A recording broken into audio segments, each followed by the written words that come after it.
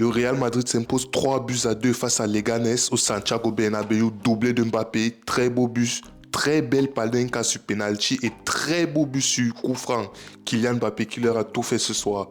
Le Real Madrid qui affrontait donc Leganés en sachant que s'il gagne, il se retrouve provisoirement à égalité de points avec le FC Barcelone, si je ne me trompe pas, en attendant le match de demain. Mais c'était une victoire c'était un match, très important.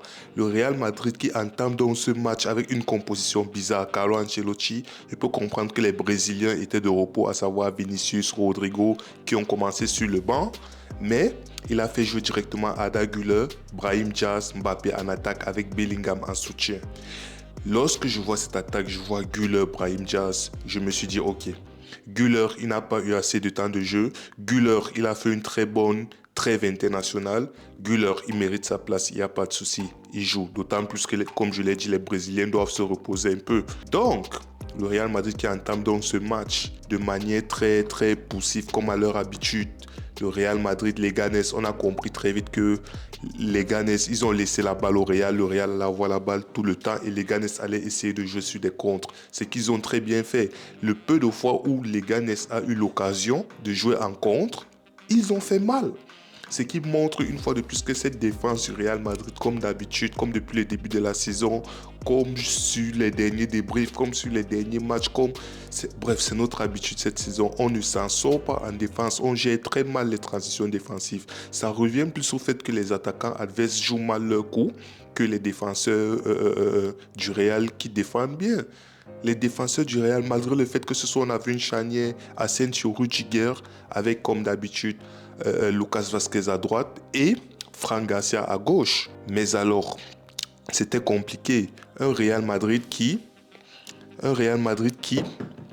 sur une action, ou du moins, je trouvais Arda Güler déjà de base très neutre dans cette première mi-temps. Une première mi-temps, j'aurais dit que le Real jouait à 10. Arda Güler, il ne servait, pour moi, il ne servait à rien. Il ne servait strictement à rien jusqu'à cette action de Bellingham qui envoie une passe et Arda Güler qui est entre guillemets touché. On siffle le penalty. Pour moi, ce penalty qu'on a sifflé au Real, c'était un penalty très favorable. C'était un penalty très généreux. Pour moi, en tout cas, si l'arbitre ne sifflait pas penalty, je n'allais pas me plaindre. Ce penalty est très limite. Franchement, l'arbitre était généreux. Un penalty donc obtenu par Arda Güler qui, jusque-là, était très transparent. Et après ça, il sera toujours très transparent de mon point de vue, du moins dans la première mi-temps. Un penalty donc obtenu par Arda Güler, transformé de manière magnifique par Kylian Mbappé. Très belle panenka au milieu du terrain. Le genre de panenka, tu vois, le gardien se jette. Après un moment donné, il se dit qu'il a peut-être une chasse. Il veut revenir pour toucher la balle, mais le penalty est très bien tapé par Kylian Mbappé. But de Kylian Mbappé, le Real Madrid met 1-0, pardon. But de Kylian, le Real Madrid mène 1-0. Tu te dis à partir de ce moment, c'est bon. Les joueurs de Leganés seront obligés d'ouvrir encore plus le jeu pour essayer d'égaliser. Et les joueurs du Real Madrid auront beaucoup plus d'espace et tout. À peine tu es en train de réfléchir qu'est-ce qui se passe? Contre-attaque sur le côté de Fran Garcia. Il est pris de coups, je sais pas, on comprend même pas ce qui s'est passé, on n'a même pas eu le temps de finir de savourer notre but, que les gars savaient déjà égaliser derrière. J'ai vu, c'était exactement un truc comme 82 secondes, donc 1 minute 82 secondes, c'est quoi? C'est 1 minute 32 secondes. En fait, les joueurs du Real Madrid, chaque fois on dit ici, on ne se gère pas. Défensivement, on a des problèmes. Soit on n'est pas concentré, soit on fait des erreurs bêtes. Les Ganes qui égalisent. Une très belle action menée par les Ganes, il n'y a rien à dire. Une très belle action. Mais la défense du Real Madrid est laxiste. La défense du Real Madrid n'est pas concentrée. Ils prennent cette égalisation 1 minute 30 après que le Real Madrid ait ouvert le score. Ils reviennent directement au score, ça montre à quel point on n'est pas sérieux. Et comme si ça ne suffisait pas, même pas 5 minutes plus tard, Brahim Diaz qui veut dribbler, il veut faire quoi? Il veut dribbler, il rate son dribble, il se fait arracher le ballon au milieu du terrain. L'équipe est coupée en deux, contre-attaque de Leganés. Il se retrouve à 3 derrière contre 4. Ils jouent très bien leur coup. L'équipe est coupée en deux. Lucas Vasquez, il est à l'ouest. Il est, je sais pas, peut-être qu'il était... Aucune idée. Lucas Vasquez, on le cherche, on ne le trouve pas. La défense coupée en deux. Ils jouent très bien leur coup. 1 contre 1 avec Asensio. L'attaquant de Leganés joue très bien son coup. Il met petite balle en retrait. 2 buts à 1 pour Leganés. Il y a 5, 6, 7 minutes avant, le Real Madrid menait 1-0. 7 minutes plus tard, ils sont en train de se retrouver à être menés 2 buts à 1. Un Real Madrid, quand on dit qu'on n'est pas sérieux, lorsqu'on dit on n'est pas sérieux, c'est vrai. Tu peux dire, ok, la faute vient de... comment il s'appelle? La faute vient de Brahim Diaz. Brahim Diaz qui faisait un bon match, en tout cas jusque-là. La faute vient de Brahim Diaz, il n'y a pas de souci. Mais l'équipe, Brahim Diaz a fait une faute, ça peut arriver. Mais le fait qu'on soit coupé en deux à ce point, c'est vraiment criant, en fait. C'est ça, on ne se gère pas. On fait du n'importe quoi. Donc, Leganés qui réussit à finir cette mi-temps en menant 2 buts à 1. On dit que c'est la première fois de leur histoire, c'est la première fois depuis des années qu'ils mènent au Santiago Bernabéu. C'est pour dire à quel point on a l'habitude de dominer cette équipe. Mais ils se retrouvent à partir à la mi-temps en menant au score. En termes de deuxième mi-temps, qu'est-ce qui se passe? À peine on a eu le temps de souffler que Bellingham, une frappe rageuse, une frappe rageuse, une frappe rageuse de Bellingham. Le gardien repousse. Brahim qui réessaye, c'est repoussé, sorti par le défenseur, repoussé par la barre et qui est là comme un guerrier. Bellingham qui était au début de son action et qui finit son action. Égalisation 2-2. Un but à l'image de Bellingham, un travailleur, un guerrier. Il ne lâche rien, il est toujours là dans l'effort. Par-ci par-là, il va, il multiplie les efforts encore et encore et encore. Un but vraiment à l'image de son match. Bellingham a fait un énorme match ce soir. Bellingham était partout, attaque, défense, milieu de terrain. Il multiplie les passes, il multiplie les appels, il multiplie les courses offensives, défensives. Il court dans les deux sens. Il est toujours là, il est partout. Il est partout. Ça, c'est le Bellingham qu'on connaît, c'est le Bellingham qu'on est. Il ferme sa bouche, il arrête de crier sur les autres et il baisse la tête, il court. Il baisse la tête, il court. Et quand Bellingham est dans ce registre de jeu-là, il est l'un des meilleurs au monde. Lorsqu'il est comme ça, un Bellingham en forme, tu le vois offensivement, c'est lui qui a la création, c'est lui qui distille les passes, c'est lui qui oriente le jeu, c'est lui qui aère le jeu, si on peut dire ça comme ça. Et un Bellingham sur les phases défensives, c'est lui, à un moment donné, il s'est retrouvé dans la surface, il a marqué son but. Même pas, je crois, sur l'action qui a suivi de Leganés. C'est lui encore qui se retrouve en train de courir, aller essayer de bloquer le joueur dans la surface pour empêcher que le joueur de Leganés se marque. Pourquoi? Parce que le Real ne se gère pas dans les phases de transition défensive, dans les phases de contre-attaque, le Real ne se gère pas. C'est Bellingham sur une action litigieuse, pour moi en tout cas. Une action litigieuse, on peut dire, ok, le joueur, lorsque Bellingham a tendu la main, le joueur avait déjà tiré le ballon. C'est peut-être pour ça que l'arbitre ne siffle pas penalty. Mais si l'arbitre décidait de siffler également penalty sur cette action, j'allais comprendre. J'allais dire, ok, ils nous ont accordé un penalty généreux. S'il siffle penalty sur cette action-là en particulier, on peut aussi comprendre. Donc, malheureusement pour les joueurs de Leganés et heureusement pour les joueurs du Real, il n'a pas sifflé. Mais alors, qu'est-ce que Ancelotti fait? Sorti de Brahim Diaz qui jusque-là, pour moi, il faisait un très bon match. Brahim Diaz, il faisait un très très bon match. C'est dommage qu'il sorte, mais lorsque tu as Vinicius Rodrigo qui doit rentrer, tu sais bien que ce n'est pas Bellingham qui va sortir, ce n'est pas Mbappé qui va sortir, c'est bien Brahim et Arda Güler. Arda Güler qui jusque-là, il a fait une première mi-temps, pour moi, il était transparent. Hormis son penalty, pour moi, il était transparent. Deuxième mi-temps, pareil. Ça s'est amélioré. Son jeu s'est amélioré 5 minutes avant qu'il ne sorte. Pourquoi?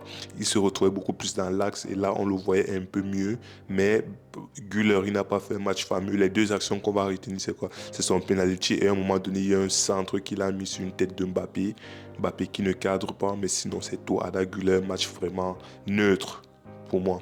Brahim Diaz, un très bon match jusqu'à sa sortie. Entrée de Vinicius Rodrigo. Vinicius, Je ne sais pas ce qui se passe, mais Vinicius, je ne sais pas si je vais dire c'est la confiance, je ne sais pas si je vais dire là d'autres problèmes qui le préoccupent, mais Vinicius, la rentrée de Vinicius était exceptionnelle. La rentrée de Vinicius n'était pas, pour moi, ce n'était pas une bonne rentrée. Vinicius, on l'a vraiment vu dans les quoi, dans les 2, 3 dernières minutes, 4 dernières minutes, c'est insuffisant. Vinicius doit montrer beaucoup plus. Vinicius n'est pas impliqué, Vinicius n'est pas pertinent. Vinicius, je sais pas, il a perdu cette flamme-là, il a perdu ce truc-là qui faisait en sorte que chaque fois que Vinicius touche le ballon, tu sais qu'un truc va se passer. Actuellement, chaque fois que Vinicius touche le ballon, c'est neutre. C'est insipide, c'est incolore. Je sais pas, c'est comme s'il a perdu la joie de vivre, c'est comme s'il a perdu la joie de jouer au football. Il y a un truc qui se passe avec Vinicius et ça devient sérieux. Ça devient de plus en plus sérieux. Rodrigo a fait une bonne rentrée. Les quelques actions sur lesquelles il a pu participer, c'est Rodrigo qui a pris le ballon et l'a rushé. On a fait faute sur Rodrigo et c'est Rodrigo qui est à l'origine du coup franc. Un coup franc qui, lorsque le Real était mené jusqu'au coup franc, le Real était à égalité, pardon. 2-2 avec les Ganes, mais le coup franc obtenu par Rodrigo, magnifiquement transformé par Kylian Mbappé. Très bonne combinaison entre Mbappé et Franck Garcia. Franck Garcia qui décale. Non, c'est qui? C'est Mbappé qui décale pour Franck Garcia, pour Franck Garcia, qui bloque le ballon, ce qui fait en sorte que là, le mur défensif se disloque un peu et Mbappé qui tire exactement dans la brèche. Très beau coup franc, très beau but de Kylian Mbappé, très beau match de Kylian Mbappé. Homme du match, Mbappé doublé, Mbappé remuant, Mbappé qui faisait les appels, Mbappé qui était présent dans le jeu, Mbappé qui aidait à la construction, Mbappé qui redescendait. C'est vrai, on n'aime pas trop lorsque Mbappé redescend. Pourquoi? Parce qu'en premier mi-temps, par exemple, Mbappé passait son temps à dézoner, à descendre, ce qui faisait en sorte que dans la zone, il n'y avait personne. Mais là, on va dire quoi? Ok, le Real a gagné, du coup, ça passe. Mais Mbappé vraiment remuant, Mbappé disponible, Mbappé qui propose très très très bon match de Mbappé. Bellingham, excellent match de Bellingham. Maintenant, au milieu de terrain, Camavinga, il a fait un bon match aussi pour moi. Camavinga disponible, Camavinga il fait ce qu'on lui demande. Il essaie de bloquer les attaques, il essaye d'aérer le jeu, il est là la récupération, il a vraiment fait ce qu'il pouvait. Modric, c'est un match moyen. Modric, c'est vrai, c'est Modric. Il y a quelques éclairs, il y a des passes lumineuses par-ci par-là, mais sinon dans l'ensemble, Modric, c'est un match pas ouf. Franck Garcia sur quelques moments où, je crois sur le premier but par exemple, ça vient de son côté si je ne me trompe pas, il était où il n'était pas assez concentré quoi que ce soit, mais sinon en dehors de à peine 2 ou 3 erreurs dans l'ensemble, le match de Franck Garcia, c'est un bon match, il était toujours disponible. Lucas Vazquez, le deuxième but de Leganés, Lucas Vazquez, il était, je sais pas, il était en mission, il était absent, il est rentré à la maison, je sais pas, il était aux abonnés absents, donc Lucas Vazquez, son match, c'est un match moyen. Le but, s'il était là, ça aurait peut-être pu, bref, avec les si on refait le monde, mais sinon un match moyen de Lucas Vazquez. Asensio, patron, Rudiger sait gérer, sauf que ces histoires que il veut tirer, il a fait premier tir pied gauche, c'est parti là-bas, après il revient, il fait deuxième tir pied droit, c'est parti là-bas. Je sais même pas pourquoi il tire celui-là. C'est vrai, tu as peut-être une bonne frappe, ou bien dans ces années de Chelsea, il marquait des tirs aux 35 mètres, 40 mètres, mais je suis désolé, avec tous les joueurs qu'on a, le fait que Rudiger, ils viennent, ils prennent des tirs comme ça, je suis désolé, non, on ne peut pas cautionner ça. Mais dans l'ensemble, comme j'ai dit, le Real Madrid s'est géré. Le Real Madrid a pris les 3 points. Très bon match de Kylian. Excellent match de Bellingham. Arda Güler neutre. Vinicius neutre. Lucas Vazquez moyen. Mais dans l'ensemble, on a fait l'essentiel. Maintenant, on attend le FC Barcelone. Demain, le FC Barcelone qui joue. Si, par hasard, ils réussissent l'exploit de perdre, parce que ce FC Barcelone, perdre, c'est un exploit. S'ils réussissent l'exploit de perdre, on sera à égalité de points, si je ne me trompe pas, ou un truc comme ça. Mais même jusque-là, égalité de points, mais ils ont l'avantage sur nous du fait qu'ils nous ont massacrés à l'aller. Ils ont l'avantage sur nous, donc ils seront toujours premiers, on sera deuxième, mais au moins, on se dit, ok, la marge d'erreur sera encore plus infime. Donc le Real Madrid s'est géré, très belle victoire, très beau Kylian, très belle Panenka, très beau coup franc. Et je crois le prochain match c'est en Champions League contre Arsenal mardi si je ne me trompe pas. Et on verra ce que ça donne. Déjà on attend le match du FC Barcelone demain.